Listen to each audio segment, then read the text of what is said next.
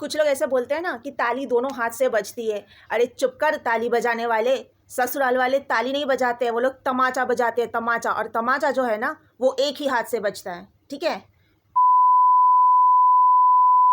देश को आज़ाद हुए आज 80 साल होने जा रहे, और आप लोग चाहते हो कि बहू नाम की ये जो चीज़ आप उठा के लाते हो किसी के घर से, वो आपके घर में गुलामी करे।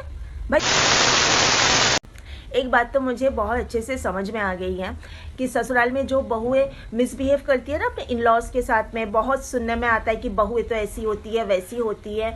तो वो बहुएं इसलिए ऐसी होती है कि वो अपनी जगह को सिक्योर करने के लिए, उनके अंदर इनसिक्योरिटी चलती है। अगर हम ऐसा नहीं करेंगे तो हमारे साथ ये लोग टॉर्चर करके हमें अपनी जगह से निकाल देंगे। इसके लिए वो लोग ऐसा रूप धरते हैं। ये चीज़ मैं अब भी समझ रही हूँ, क्योंकि आप ससुराल में जितना अच्छा रहोगे उतना ही सारे ससुराल के लोग, सारे इन लॉज आपके सर पे बैठ के नाचेंगे। मेरे ससुराल में तो सिर्फ पति को छोड़ के 2 ही जना है, सास और ससुर। सर पे नाचने वाली बस एक ही है और बाकियों को तो नचाती है। मेरी सास के एक मुट्ठी में उनके पति, एक मुट्ठी में मेरे पति, दोनों को ऐसे मुट्ठी में बंद करके रखा है। लेकिन उनके पास ये दिमाग नहीं है कि उनके पास तीसरा हाथ नहीं है कि वो बहू को भी तीसरे हाथ के मुट्ठी में बंद करेगी।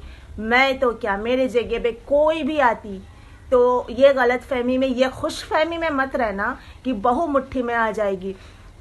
अगर कोई दूसरों के घर में जो लोग काम करती है, औरतें होती है ना, उनके घर से भी बेटी लाओगे, वो लोग तो एकदम वैसा रूप, चंडी का रूप धारण कर लेगी। मैं तो बहुत चुपचाप सिर्फ आंसू बहाती थी, आंसू बहा के मैं पूजा घर में जाके आंसू बहा रही थी। वहां पर भी आके सासू मेरी पूछ रही है, मेरे बारे में भगवान से शिकायत कर रही हो। अरे यार, उस घर में कोई ऐसी जगह है जहां मैं सुकून से बैठ के 2 आंसू भी बहा सकूं? एक तो रुलाते हैं, ऊपर से रोने भी नहीं देते हैं। कैसे लोग हैं, कैसा टॉक्सिक एनवायरनमेंट है। टॉक्सिक मतलब समझते हो, जहरीला पूरा माहौल है घर का, और वो एक ही जन बना के रखी है। तो जिस घर में इंसान सुकून से 2 आंसू भी अपनी मर्जी से नहीं बहा सकता, नीचे से ऊपर भी अपनी मर्जी से नहीं जा सकता, इस बारे में भी बात होती है कि नहाती है बहू सीधा ऊपर चली जाती है। नहा के ऊपर नहीं जाएगी तो कहाँ जाएगी?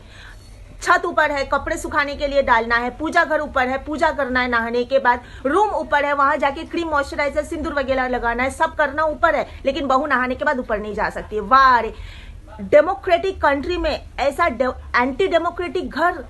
देश को आज़ाद हुए आज 80 साल होने जा रहे, और आप लोग चाहते हो कि बहू नाम की ये जो चीज़ आप उठा के लाते हो किसी के घर से, वो आपके घर में गुलामी करे। भाई तो फिर हमारा देश क्यों आज़ाद हुआ? देश को भी गुलामी करनी चाहिए थी ना। आज़ाद देश में आप गुलाम ढूंढ रहे हो। शर्म नहीं आती आप लोगों को? ये जिंदगी मिली है, ऊपर वाले का वरदान है। एक स्वस्थ शरीर मिला है, ये ऊपर वाले का वरदान है। इस चीज़ को संभाल के रखना मेरी जिम्मेदारी है। और कोई आके हमारी हेल्थ, बोलते हैं हेल्थ इज़ वेल्थ, ये सुनते हुए बड़ी हुई हूँ। तो इस वेल्थ को अगर कोई बिगाड़ने की कोशिश करे तो भाई कतई हम मंजूर नहीं करेंगे, उसको सीधा दफ़ा कर देंगे अपनी लाइफ से। जाओ, निकलो, चाहे वो कोई भी हो। मेरी ज़िंदगी से प्यारी चीज़ मुझे कुछ भी नहीं है और किसी को भी होना नहीं चाहिए। हम हैं तो सब है, हम ही नहीं रहेंगे तो फिर बाकी क्या है?